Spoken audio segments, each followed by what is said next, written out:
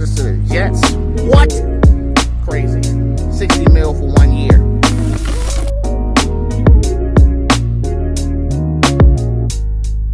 Captain's Log. Currently sitting in traffic down in D.C.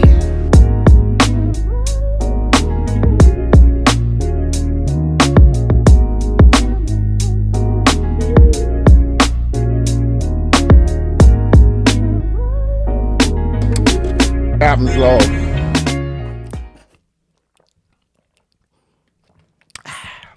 Yummy. All right, folks. We back in the lab. We back in the studio. This is the Captain's Log Podcast. I'm your host, Rob, home of your sports trending topics. And today, interviews.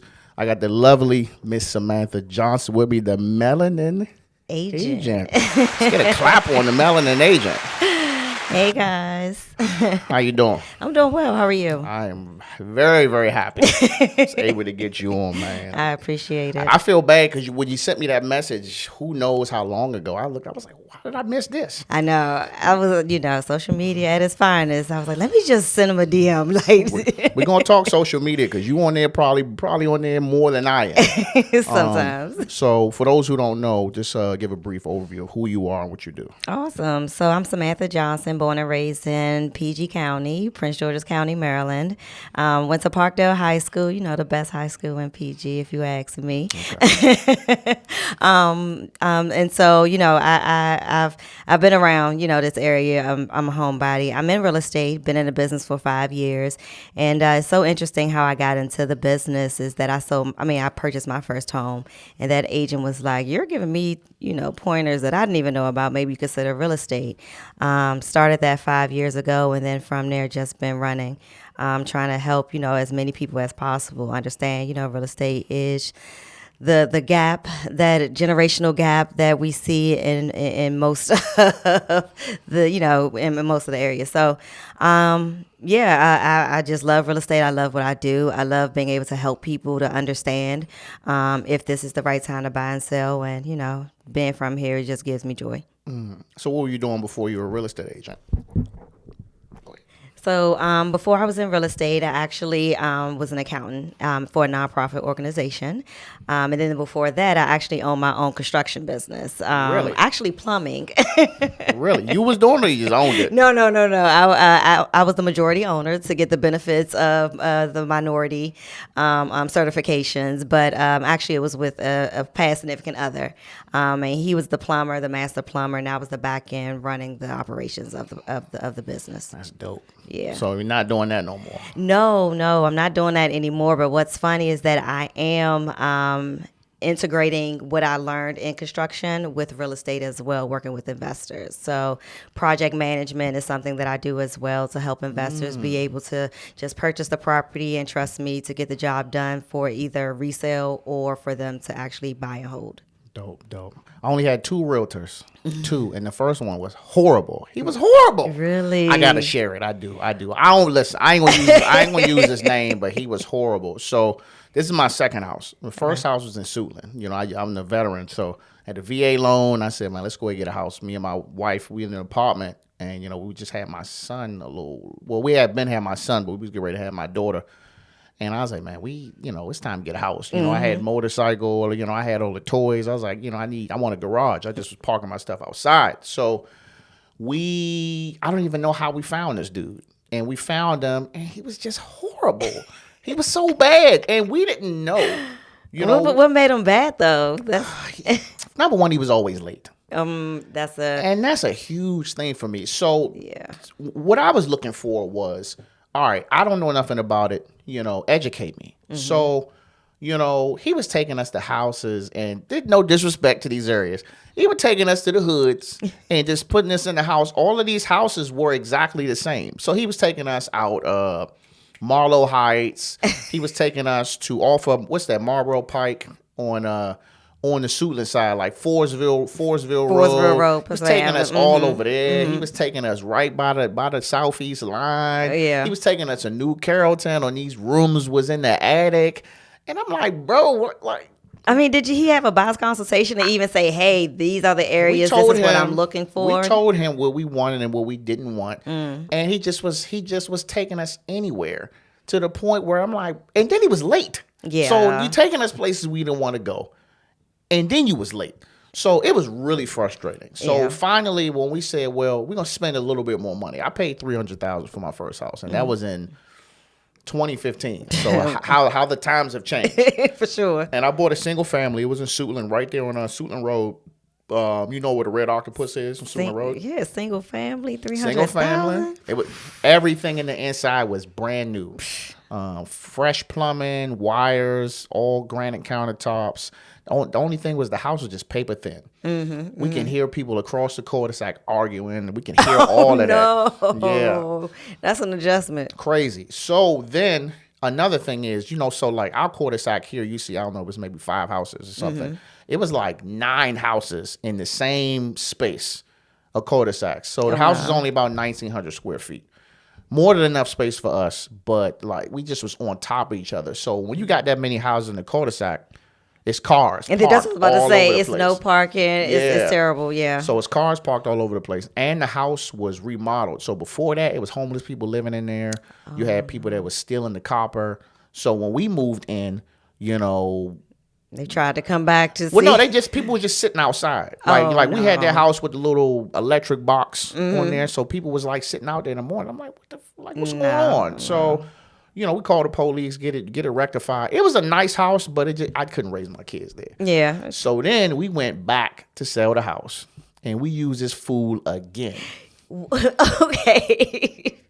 Fool me once. We used him twice. And I think he had found out he had some type of illness. So I was like, damn, you gonna sell the house? I was like, man, you gonna sell the house, man? I'm sorry, man. Don't just get my shit sold, man. I'm just scarred from last time. So we put the house on the market, and we had like two open houses. In the first open house, he wasn't even there. He had somebody else do it. Oh. So I'm like, bro. So you had maybe a handful of people came, but everybody was complaining about the cars. They was like, oh, what's up with all the cars? It was like a tow truck down the bottom, had all these cars parked. Curb appeal is everything. So I'm like, bro, you got to be here. So did it the second week. He was there. Like maybe 1 or 2 people came, and they ended up backing out for the same reason. So then we got a call probably randomly in the middle of the week, and they said, somebody wants to see the house right now. So we left out. We had went over to what's that? That new community, Westphalia. That was just being built. So we just went around there and looked at some houses, really nice. And a company ended up buying the house. Oh wow! Yeah, we ended up walking away with a nice little piece of change. When did you? So you sold it? What 2020, right? We sold it in we sold it in like 2019. 2019, because we was in between for like 6 months or so. And that was still a good time though. No, it was a great time. We walked away with some money, and then we found this. Now this house was a realtor we used that was a friend of my wife's. Okay. That worked together. So he did it part-time. So I was like, man, we need somebody full-time. to do this all day, every day. Exactly. But I doubted him. Yeah. I had big doubt. But so he was showing us, I was like, well, I want to see this house. I want to see this. Instead of me just kind of letting him do his thing, I'm like, nah, I let this happen last time. So no, we're not doing it. So then we went to a few houses. He was like, can you let me do my job? So I was like, okay. Ooh, okay. So he brought us here. He brought us to this house, and then he took us to some houses on Racetrack. Okay. So the way this is set up is on the top floor, you have the master bedroom, 2 doors, and it's got a skylight, it's got a fireplace, it's got an office and all that. And then around the corner, you got the kids' rooms. I said, so I'm sold. I got there. I said, I don't care about none of this. If you telling me that I'm away from the kids, we were sold. And this property only had 1 picture online. And really? And it was sitting on the market for almost 6 months. Really? So I'm walking around like, what's wrong with it? Like, I'm looking for something. Like, what's wrong? What's wrong? So we went to Racetrack. And Racetrack was nice. But when we got there was 15, 20 cars all going to the same place. Nobody came here. Nope. So although Racetrack was nice and they wanted a lot more money, We ended up putting an offering for this the same day for $450, and Racetrack they wanted $500. Now all the houses in this neighborhood now are upper sixes. No, for sure. For So sure. It's the location. and we ended up getting it, and she had it on. She had it on the market for $590. Really? I'm sorry, $490. $490, Yeah. And we were like, and they probably was just happy to get just an offer after 6 months. So we gave her that, no closing help, and we was good. I had the VA loan, so it was good. Yeah, so. no, that's awesome. And it's probably was just them not having photos, which made it seem like something was Really probably bad. It wrong looked with like the just property. like you took it with your phone and nothing. Now I ain't gonna say we didn't have to come in here and fix a few things. Of course, but it's cosmetic though. And that's some of it was a little costly. We had to get the deck reinforced, so we got like a 2-level deck. Did you have the inspection? Yeah, but we and you said I'll do it. We agreed to it. It was just, I mean, he was honest. He said, "Look, man, you probably dropped maybe $5 or $6 grand." He said, "But this is a steal for the potential that the house has." So we went ahead with it, and we've been happy ever since. It's been quiet, for sure, compared to the cars flying up and down 495. Yeah, for sure, it's been cool. And I mean, I appreciate you just sharing your story, because at the end of the day, I think that people have to realize it's not about the cosmetic look of a house which should entice you to purchase. Is what do you see the possibilities in this house? Do you see yourself here long term? Are you getting a deal? Like you said, the one that was the other house that 15 cars was going to versus this one, which one can I negotiate to be the best deal for me and my family? And so I think that, a lot of people got to understand the mindset and the mind shift when dealing with any real estate market changes as a person looking to buy a home versus a renter. There are two different things. And just like I said, you would be surprised how many people decide not to purchase a home because of cosmetic. Oh, the carpet. Oh, the paint. I mean, listen. Yeah. Come on. Those things can be adjusted. But if you're getting a deal where you're like you saved $40,000 on a deal because you were the only one that probably put in an offer within 6 months versus going to that other property, you probably would have been paying more just because they had updated appliances or listen. I ain't gonna lie to you. It was nice. Yeah, it was sure, real nice. But sure. I mean, they wanted $550. Yeah. And I was like, damn, I don't know if I can give them $5. I mean, that sounds like a lot, you know. But and you got cash flow here. Like, I mean, if you wanted to, not give it too much about what your house, but you have a whole kitchenette downstairs, like a whole separate entrance. A lot of people say that. I've done it. You can, but you'll be upstairs. I don't want nobody in my house. Once I built the studio, and first of all, it'd be freezing in here. Yeah. So nobody, unless I'm gonna drill more holes and make more vents. There's only this vent and the vent in the other room. That's the only heat coming in here. Listen, you better put some of them units up. Man, look, I tried it, man. I wouldn't feel comfortable with, even though, somebody could virtually be in here and I got cameras all over the place. But right, nah. right. I ain't looking to make that type of extra money. Well, listen, if it's ever an option for you, trust and believe you would be successful in it for sure. There'll be additional cash flow. I believe it. So, it's always, for you to raise the kids and everything in, and, when you and wifey get older, you may want to downsize, and this may be the opportunity. That's what she want to do. She's just like, once the kids graduate, she want to move. She don't have no ties. And my wife from Southeast. She don't have no ties. She will get up and move south in a second. She's waiting on me. I love it. I'm a homebody. I'm like, I'm gonna be at the house. Now I will move from here, but if I was to move from here, I'm moving southern PG County. Yeah, for sure. At that point where the school and all that doesn't matter. It's just more of a peace of mind. Plus, I don't have no backyard. Yeah. So what you think about Southern Maryland? So you thinking about Accokeek, Fort Washington? Probably La Plata and that's south of Maryland, not PG County. Well, I mean, like Bryant's Road, pass down somewhere down there. Yeah. Over there. As long as they still have all the amenities, I'm cool with that. That's what brought me to Bowie. Yeah. Was the amenities. I said, well, in Suitland, it's a food desert because you got the Giant right there on Silver Hill Road. Right. You got, I don't know if that Sharpers is still there on Pennsylvania Avenue. I think it is. I think you had an Aldi, and then you got the Walmart in Clinton. That's it. Yeah. So that's a lot of areas that people live in, squeezing into these one few stores. I come out here,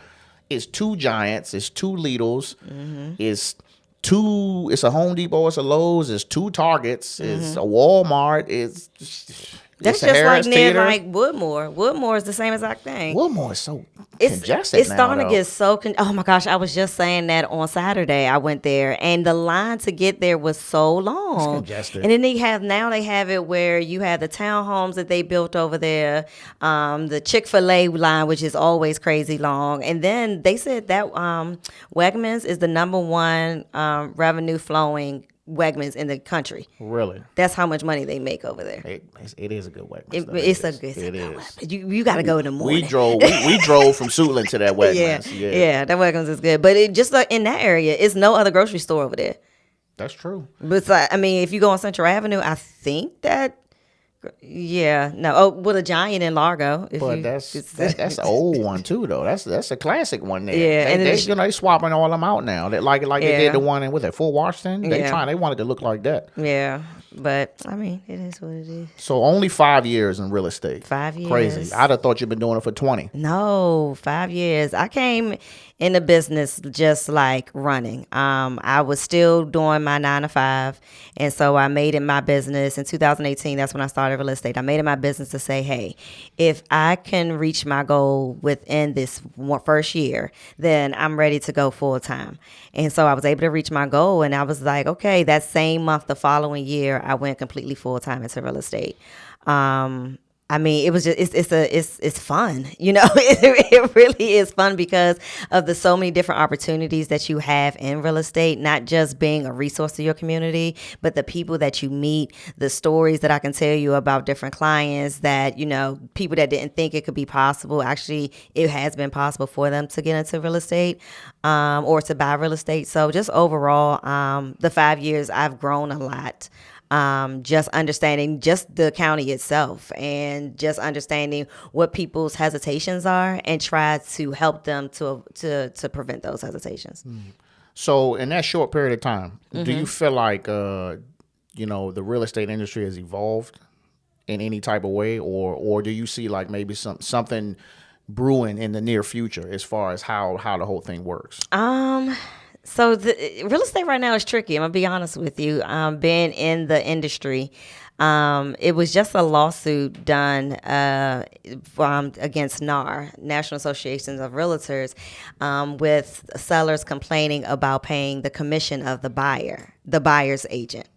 So that was a lawsuit that was won on the seller's behalf, and so it's just interesting to see how that turns out, whether NAR will appeal and things like that.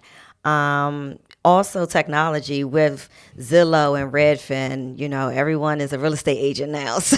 Yeah. Zillow, I forgot how Zillow works. It's been a minute. It's like the cheapest way to go, isn't it? Yeah, I mean it's free. It's free. So they'll tell you what they think your house value is.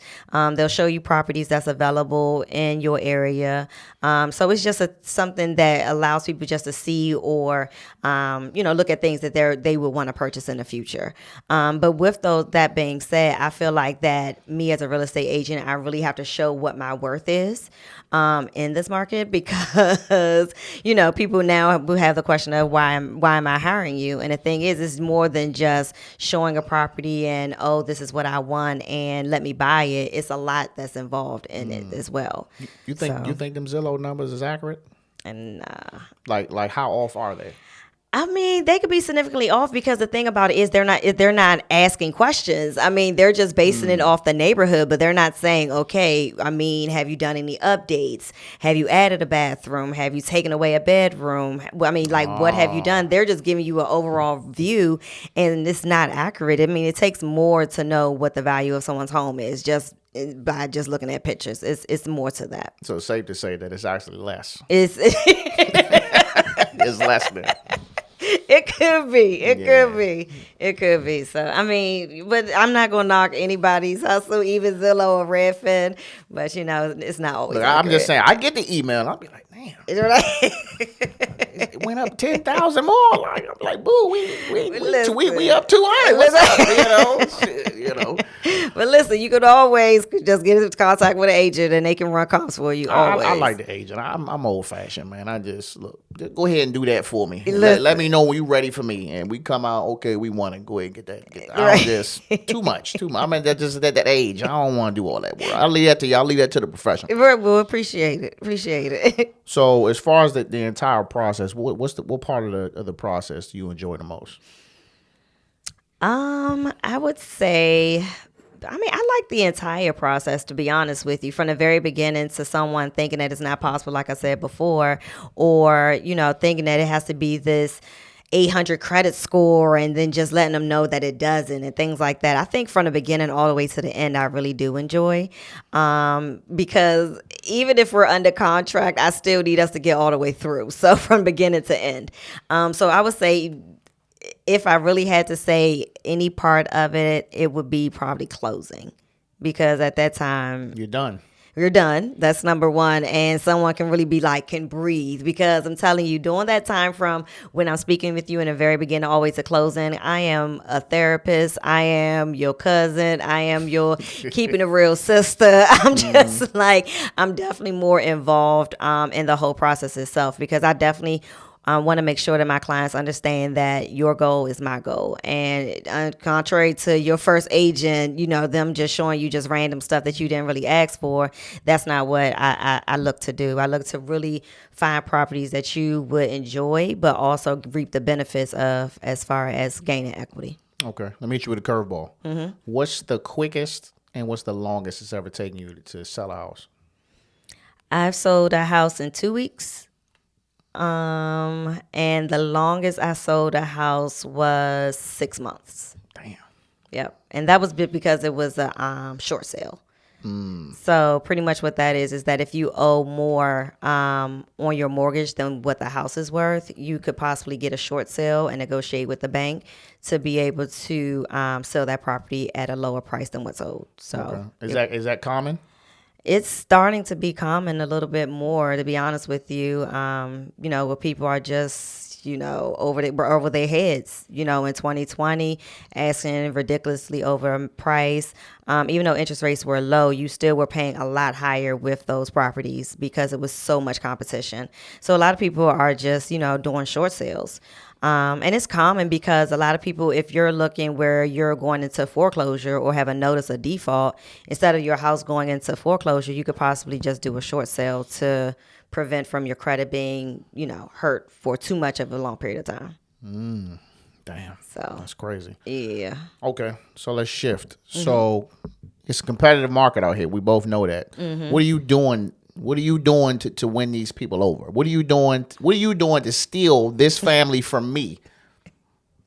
Relationships will take you places that money can't. Okay, tell me about it. I always think that it's all about the synergy of a group of people. So I always feel like that in order for me to give you the best quality service, you have to trust me. And the only way you could trust me is that you have to like me as a person. And not only that, you have to see some numbers, like what have you done for me lately? You really have to present yourself as just not just a real estate agent, but you run a business, but also taking into effect, as far as your client's well-being as well. So relationships all day. Okay. So let's talk promotion. Of course, I'm talking about social media. You want it heavy.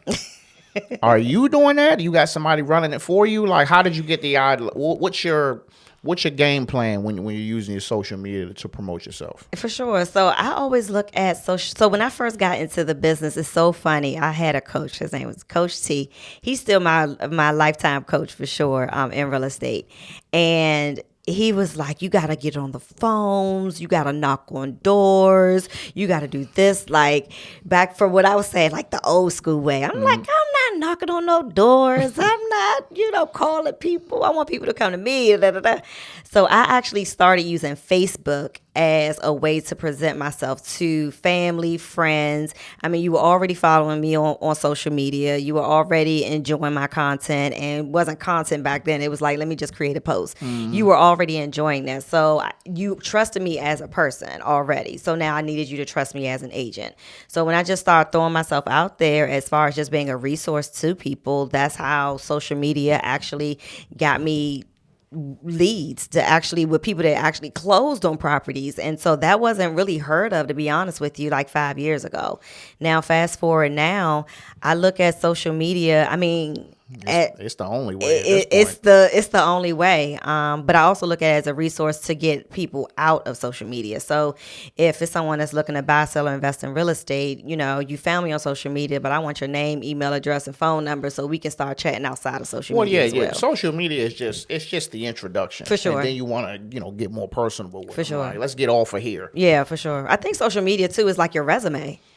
It's your resume because at the end of the day on your resume, you put what you want to put on your resume. You're not going to put craziness on your resume. You're going to make yourself look pristine on your resume. And same thing with social media. This is your resume of people being able to see you doing your work, people being able to see you still have a little bit of lifestyle, and people understand that you know your stuff by posting stuff that they can actually use. So you have like a calendar. You got like a social media calendar. You got posts. You got timed posts. Yeah, I do it myself. I schedule. I gotta give you a high five. I salute anybody who do it all themselves, man. It is strenuous. It's time consuming. I know you do gotta take your breaks here and there, but it's funny that you mentioned Facebook because Facebook is where I post the least. I really. So I mean, I got into. Let me say something. And the thing is that you found me on Instagram, but Instagram is literally like my least favorite. I love Facebook for some reason. Really? I feel like that Facebook, in my opinion, is more personable. I think it's for the industry that you're in. Yeah. Because for me, I post. Well, I as of recently, I had to kind of switch up how I post my clips and stuff like that. But I could just post a clip on Instagram. I could just post it on TikTok. I could do a YouTube short. And one of them are gonna hit. Yeah. And I'll post it on Facebook. It's crickets. People don't follow me on Facebook because of this. They follow me because of me making a lot of stupid meme posts and stuff like that. Right. I make a lot of crazy posts. Right. But, and I don't think that Facebook is more so like video. Like no, it's not. It's not because I'll go in there and ask a question. I'll say, hey, the Commander's playing. What y'all think? And people are coming there. But if I do a video saying, hey, the Commander's playing, what y'all think? They'll be like. Because they don't want exactly. They don't want to do that. Even Threads. I'm really waiting on Threads to go off. I'm waiting. I'm sticking to it. I know it's moving slow, but as the time goes by, the first 50 million of us that went on it the day it came out, it's gonna work out for us, man. I fell off. I did fall off on Threads. I need to get back on it. It got potential, but I think the problem with it is like everybody wants to grow. So all I see on my Threads is. Please surround me with photographers and videographers and real estate agents. Everyone is copying the same thing and using it, and they're just using it to get more people to follow you. But the thing with Threads is no one knows how many followers you have. Exactly. Well, they do, but they don't know how many people you're following. So it's like different from Twitter. I feel like it's just a PG-13 Twitter. But I was never, and that's the thing. Maybe I don't like it because I never was on Twitter either. I wasn't on it like that. I wasn't on Twitter at all. And even with Threads, like the very beginning, it was cute. I was like, okay, because it was fun. But now I'm just like, I don't know when the last time I posted anything. Yeah, it's a slow burn. It's gonna take a while. People would say, or Twitter X, whatever they call it, it's about to charge people. People gonna pay. Mm-hmm. Yeah, people gonna pay. Are you is your Instagram verified account? No, you're not doing that. No, I'm not. Because at first it was so cool when you had the blue check mark. That was like I said I was gonna do it when I get to 1,000. But somebody told me they was like it's good for people that, and maybe I do need to consider it because they said it's good for people that get business from social media. That's what I was told. And so that's why I'm like, okay, well, maybe. Was it $10, $15, something? But it's like a month though. That's a lot. That's $120 a year. I pay a shit ton of money already in subscriptions. I need somebody to verify that it works. Look, I need somebody to verify that it's verified. Now, I wouldn't recommend, like me, I'm pushing 1,000 followers. When I get to 1,000, I'll do it. But now at like 7 something, no, it ain't worth it. So, yeah. But I mean, most of the people with 1 million, 2 million, of course they are. But I think that's just more so to. Apparently, they say it's good for the business side, and it's also good to confirm that this is really you. Yeah. Because but the thing is, you can tell when it's really somebody, though. Can you? Yeah, I mean, because a lot of time, well, from what I've seen, maybe I probably am just delusional, but a lot of times the bots are the ones that, or the fake pages, everything is done like 1 day, 2 days, 3 days, four pictures in 1 day. I'm like, that doesn't even make But sense. nowadays, it's like once you get to that status where you got a couple 100,000 followers, now you got these people making these fan pages. I follow Yeah. this lady on TikTok. I don't know why, but all she do is she country as hell, and she go to the store and she buy stuff and she buy food, and then I just happen to be looking on Facebook, and she on Facebook, but her hair is longer and the videos is different. I was like, This the this not you. So I went and commented. I was like, "Is this you? Are you been hacked?" And all of a sudden now I got all these bot messages coming. Oh I'm like, nah, you ain't gonna get me. yeah, yeah, So I don't yeah. know. I mean, it might keep the bots away. I don't know. I don't know. I gotta check. I gotta verify. I'm gonna see. Yeah, It's $10 a month, so 10. I'm gonna have to do less Starbucks. Oh man, you gotta make coffee at home. I did.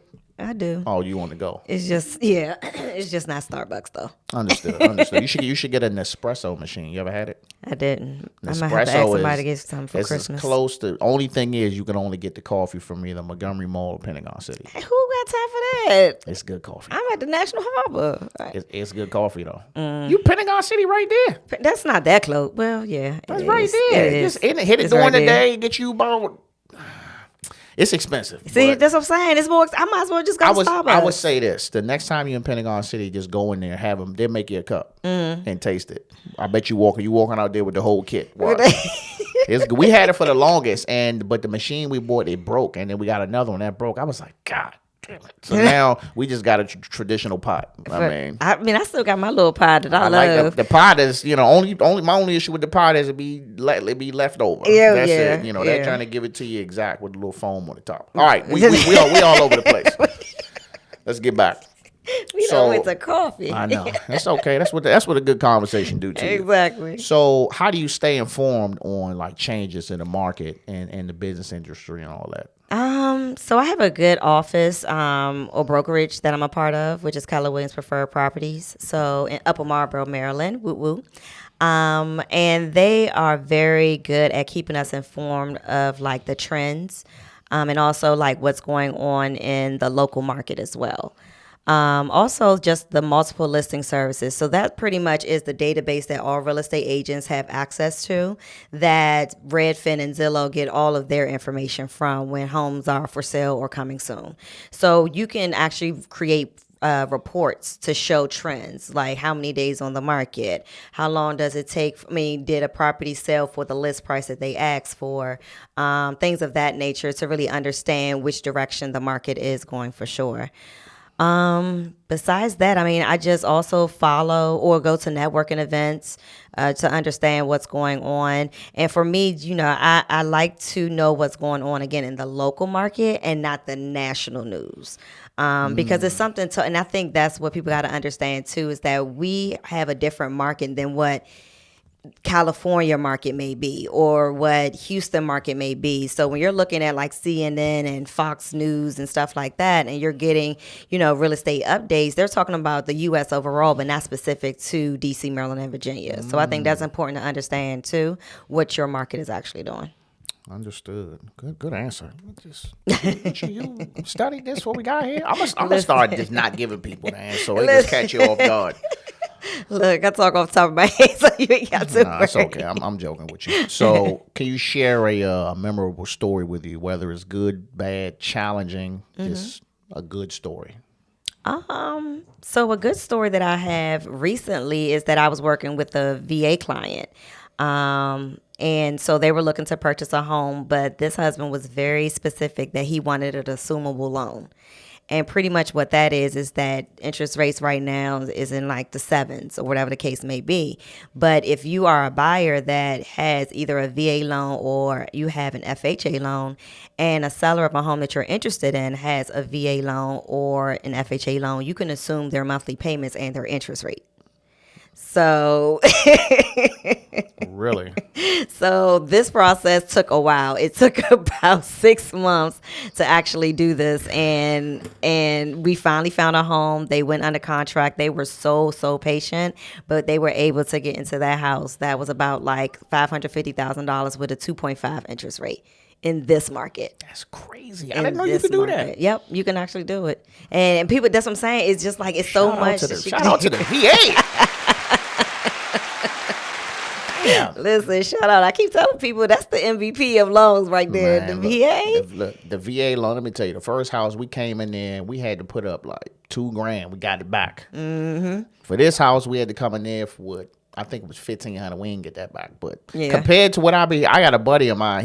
We was in Costa Rica last month, and he was trying to get a house while he was trying to close on a house while he was over there, and his realtor told him that he had to come to the table with 50 grand. 50 grand for what? Where was this? It was the house was in Laurel. There was a lot of people trying to get it, and I don't know. 50 grand. Yeah, it was like 50 grand he would have had to bring to the table to get the house. He didn't get it.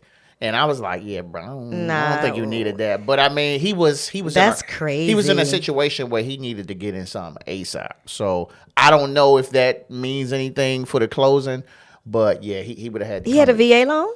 No. No, he didn't have VA loan, so he probably did no closing costs help. They were not giving any closing help. Yep, no down payment assistance, anything. No. So he was paying strictly coming out of pocket. Oh wow, yeah. Now that you're saying that, no, that makes sense. I mean, he had it. He was like, well, I mean, I got it, but you know, who wants to put that much into a house? Listen, if I ain't had a VA loan and I had to bring what's a normal range, like 25,000 or something? Well, it just depends. So it could be probably around like between 4 to 5% of the list price or the contract price, both including that. So that's the down payment and the closing costs. Total about like 5%. Yeah, I just would have been in an apartment. Yeah, I ain't paying all that. That's crazy. But yeah, so he didn't. I think he found something else. But I was like, damn, bro. So, what advice do you have for first-time home buyers? The advice that I have is just to understand the reason that you're doing it. Because this is a cutthroat industry. This is a cutthroat market right now, and so for you understand the reason that you're doing it will help you through those long days and long nights, and you calling me venting about whatever the case may be. I mean, that's just this type of market right now. I also feel like for first-time home buyers, you have to understand that it's a different mindset. Like I mentioned before, this is something that you're trying to generate generational wealth, or even just having something that you can just call your own. For sure. So having that different mindset of real estate and the buying process is needed, to be honest with you, overall.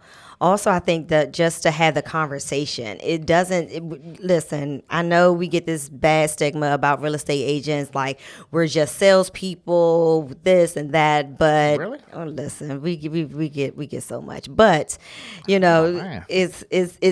that's really not what we're here for, to be honest with you. I think just for me personally, and I won't say everybody, but for me personally, I get joy in actually educating as well. So, having that conversation, the initial conversation, I have helped so many people actually become homeowners because of the stigma that they thought was towards real estate. And so I just feel like that just having the conversation, you don't have to sign anything. You're not liable for anything, but just having the conversations with myself and even with the lender is also a good step for you to have too as a first-time home buyer. And it's crazy you said that about speaking and educating. Now, if I'm not following, I've been following you for a little bit, and I think you did some type of seminars or some events where you were talking and things like that. Can you talk about that? Yeah, so I've done a couple of speaking engagements for sure, just not with people that's looking to buy or sell or invest in real estate, but also for other agents as well. And so with my seminars, what I like to do is really educate throughout the whole process and having those experts there as well. So the lenders, the title companies, the inspectors, everyone that's involved in the whole process of you trying to buy a property. And so with those seminars, we're just really it's a platform where you can be open and honest about your situation. It doesn't have to be in front of the whole room like you like anything like that. But just being open and honest with your situation, so I can help you as much as possible. So, I mean, I really enjoy, like I said, just educating and being able to give people the right advice, or advice that will help them into the right direction. And how often is this just a yearly thing, or just as it comes, you get called, or? No, so I have my seminars every other month. For sure. The next one that I'm having will be either December 2nd or December 9th, at my office. It's going to be a vision board Okay. type seminar. Cool. So it just helps people just throughout the process. And you don't have to be the person that has to sell or buy a property like next week or anything like that. It's more so just for you to have the education that you need, like I said, to make a sound decision. Okay. So yeah, if I could get that information, before this goes up, I can put that in the description of the YouTube. I think that'd be dope. For sure. So let's talk work-life balance. I know y'all ain't got no traditional schedule. I know it could be Thanksgiving Day. It's this house. So how are you balancing this? So I have a team for sure. I have an assistant. I also have, a virtual assistant. I also have a showing partner to help me with showing properties to clients. I have a transaction coordinator to help me, like once we're under contract, being able to manage the contracts to make sure that we go to closing and meeting deadlines. So it's definitely a team effort for sure. And like I tell people, you teach people how to treat you. So if you run your real estate business like a business, then people will understand. Like, you don't have to call me 9:00, 10:00 at night for something that we can't really focus on until regular business hours. So I try to just have those expectations up front. Like, these are my hours. Of course, if it's a dire emergency, of course we can have the conversation. But just keeping my clients just well informed about, listen, this is a business and this is how we're going to run this business. So it's not really as bad as people think, but you do have it in your head all the time about real estate.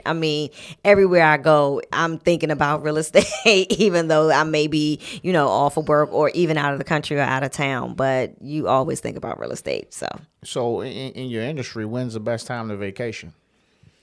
Best time to vacation. Is it a time to vacation? Tuesday through Thursday.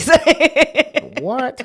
No. So the good thing about it is that if you have the right systems in place, you can vacation anytime, any year. Any time of the day, any month of the year. It doesn't matter.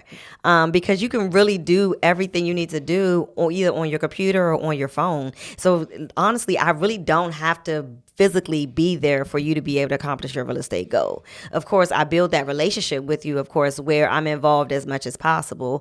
But if I'm going on vacation or anything like that, the train doesn't stop. It's still the same process of you looking at homes. If you need to contact me, I have set hours when I'm on vacation that we can chat.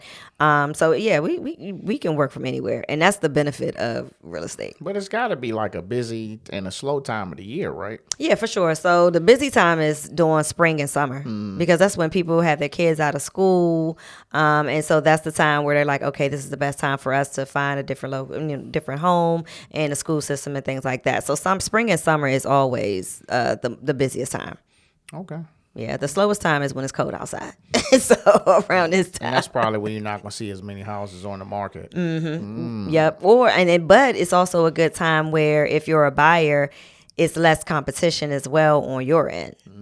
So, there's a time for you to slide in and be like, okay, let me go ahead and check out to see what properties are available. I just can't see myself carrying no boxes and code in the house. I'm not doing it. I'm going to be like, I'm at the point now, next house, I'm going to have to hire them people. Like, look, man, just wrap this up. I've had to hire people because it's because it's just easier, like pack your stuff and then just watch them take your stuff, and if they mess it up, you better be bonded and insured. I ain't even trying to do that. I ain't trying to pack. Look, I need you to take these pictures off and just hold it like this. When we get to the next room, put it back on the wall. That's how I need it. They got people for that too. I'm on that type of lazy. That's where I'm at. It's gonna cost you, but they got that too. You can have it. So no, I ain't gonna do that. I ain't that lazy. So, question for you. Sure. So, you as an agent, you know what I'm saying, you done been through hundreds, probably thousands of houses. Let's talk about your house. Not the one you in, but let's just talk about you trying to get a house. What's your must-haves? My must-haves. I'm a condo girl. I love a good condo with everything on one floor. Views. I love a good view.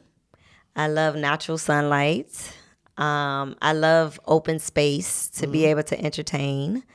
I love to be in a location that is convenient to, entertainment, grocery stores, things like that. So, yeah, it's a place that is updated. So you like modern? I love Marta, but I know that it's going to cost though too. So, Yeah, I'm just every time I look on TV, like it was crazy. It's a house that I seen, and I felt like if I was making millions of dollars, I would have did it like this. Did you see Bradley Bill's house? no. Oh, the one that's on the market. Yes. Yeah. Yep. Yep. I know the agent that actually listed the property. He did that perfectly. He did. Just black and white. It's not did. too much. It is big, it's asking a lot of money, but it's Yeah. Bethesda. But Yeah. perfectly, I would have did it just like that. Yeah, man. no, you know what's my ideal when I say condo?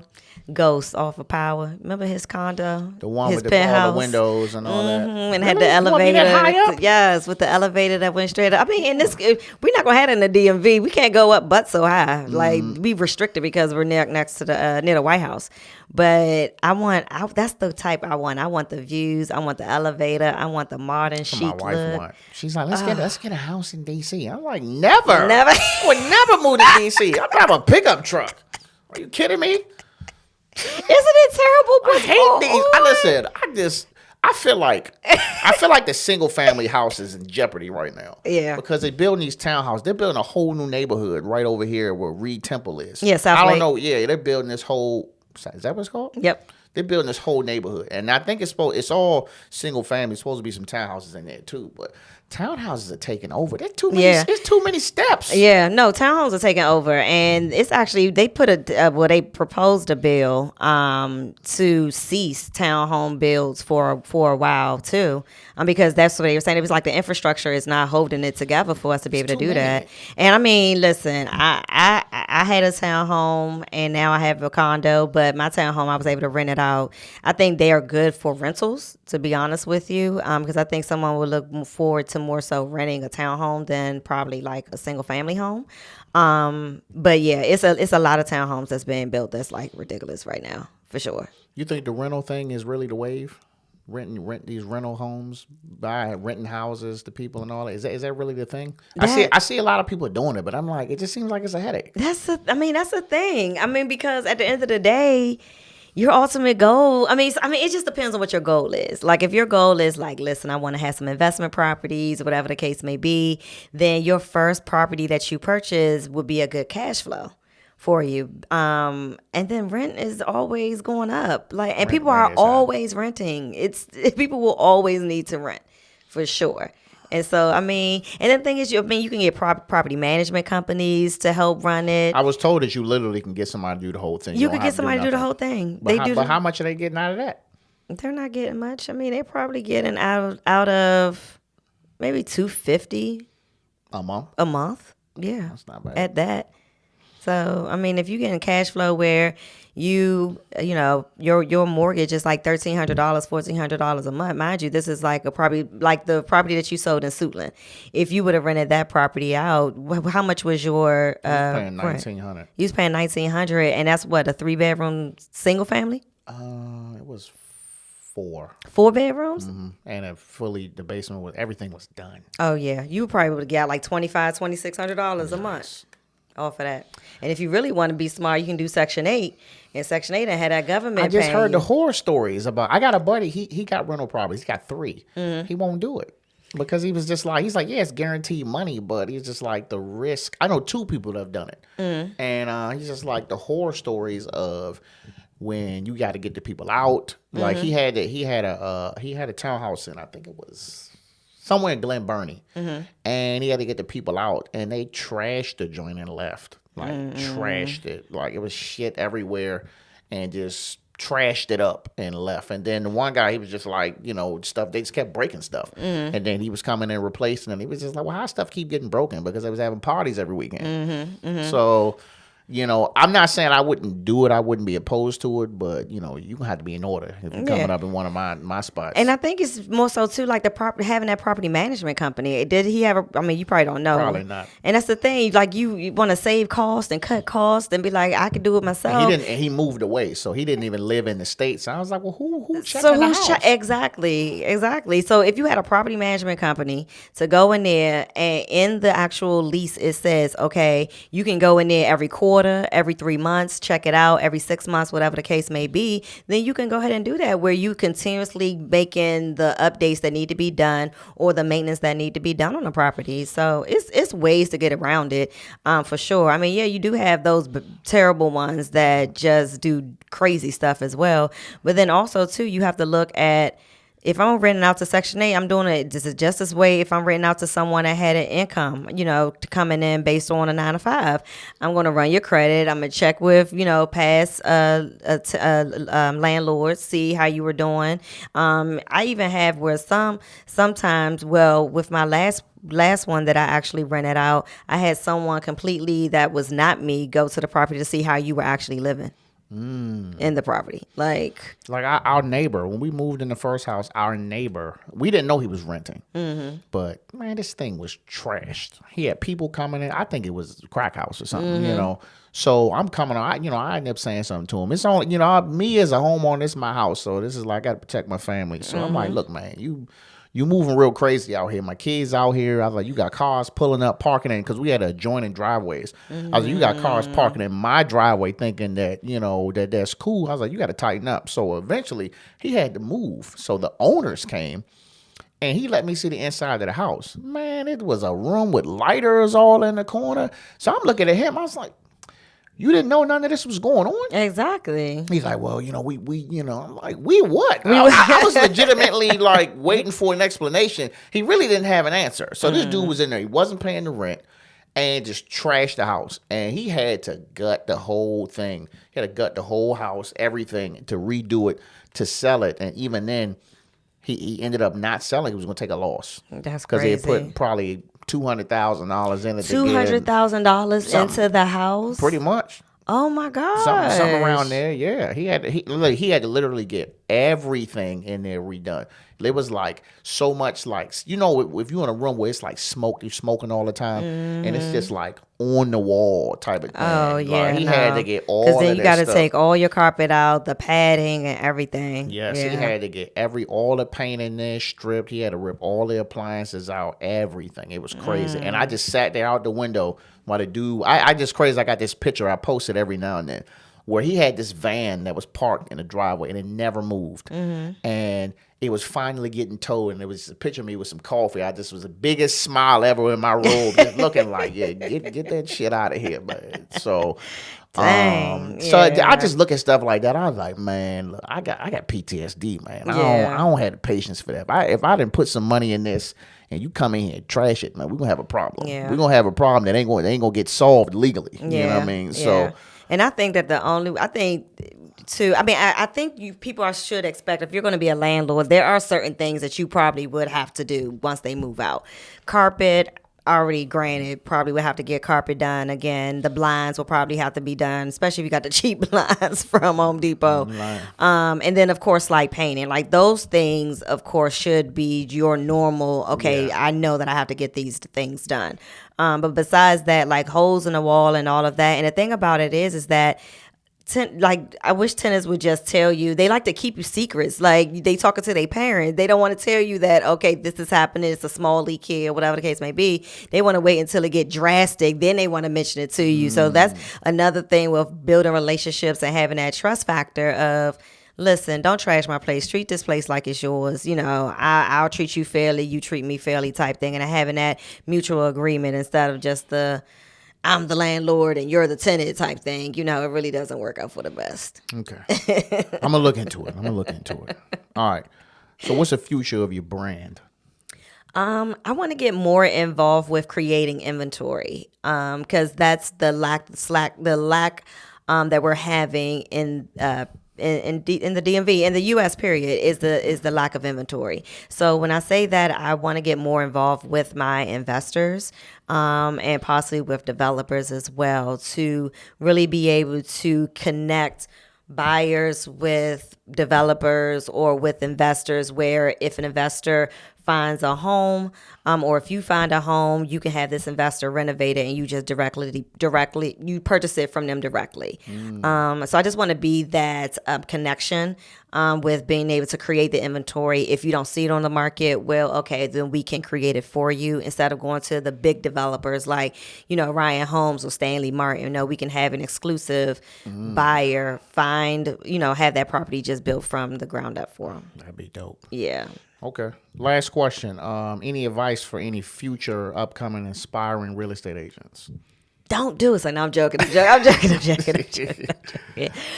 Be patient. If you're getting your real estate license, again, just like any buyer that's looking to purchase a home, just understand what your why is, because it's going to be days where it's going to be like, I don't want to do this anymore type thing. But just be patient with yourself. Understand what your big why is. Yes, it's good money for sure, but at the end of the day, you do a lot for what you get paid.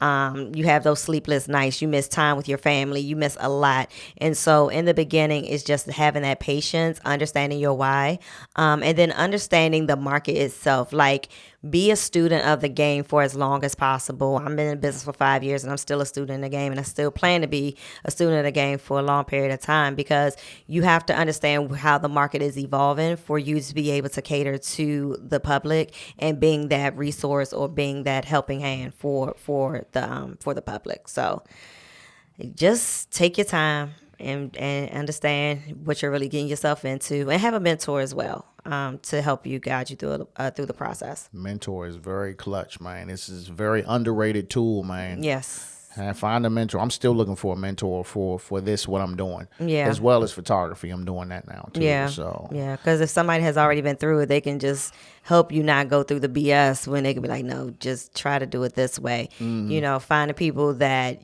you see them on a level that you're trying to get to, and be like, listen, I'm trying to do what you do. How can I do it? And not even really just asking, but being involved in helping making their life easy as well. Because we always like to find a mentor and be like, can I, what they say? Can I pick your brain? Oh yeah. Oh, I do it all the time. No, you can't pick my brain. But if you want to, you could show this property for me, or you could do this and that. So where now you're getting the actual activity of, someone that you want to be your mentor. So it's making their life a little easier too. Very good. Very good. Well, look, I don't have any more questions for you. You got any questions for me? No. You gotta ask at least one. You gotta ask at least one. You know anybody looking to buy, sell, or invest in real estate? I got a buddy, man. He into the commercial side, man. But he's just like, man, I'm about to buy this building. I'm like, God damn, slow down, bro. He in it though, man. He traveled to different states to these conferences. He be shaking hands with these people, man. He in it. Really? And he just waiting to get that one so he can hit, man. I said, just best of luck, man. But just he's trying to get into commercial. Has he purchased before? I don't know. He just I be listening when he want to talk, but it's well beyond me. So I'm just like, I'll just be like, yeah, man, you got it, man. Just make sure you safe. Yeah. I'm like, this sound risky. Yeah. So no, he skipped over properties. He want to do commercials. So I mean, you can always do. So I mean, as a first time home buyer, a lot of people do like the 4 units.